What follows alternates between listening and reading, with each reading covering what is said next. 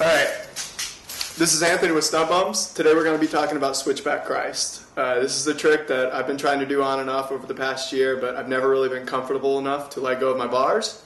However, last week I had an idea that sort of made it click with me.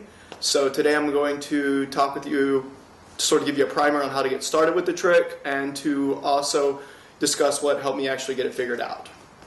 To start, you have to figure out how you're going to actually get into the Christ. Some people start by holding onto the rear seat and stand up. Some people start by holding onto the bars and standing up.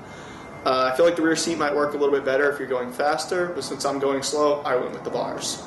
Alright, next, as with all acros, you need to figure out your escape route. Since last year I learned how to acid drop down into a switchback. I wasn't scared of landing in the tank backwards.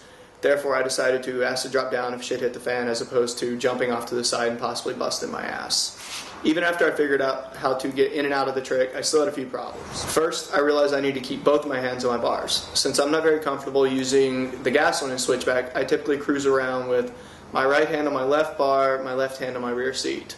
However, when learning this trick, trying to both rotate my body and stand up at the same time was entirely too awkward.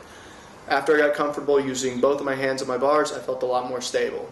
Next, now that I actually had my hands on my bars, squatting my tank, driving along backwards, I couldn't convince my body to let go of the bars.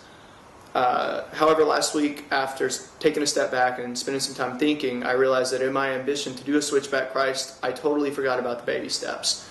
You know, when I was first learning Christ, I didn't go straight for the tank. I went for the pegs, to the cage, to the tank. So with this in mind, I went out and did the same thing, but in switchback. This was my big breakthrough. After doing 20 or so switchback Christ from the cage, I felt 100% confident to do it from the tank, and then I went out and landed a trick that's haunted me for a whole season in only a few tries.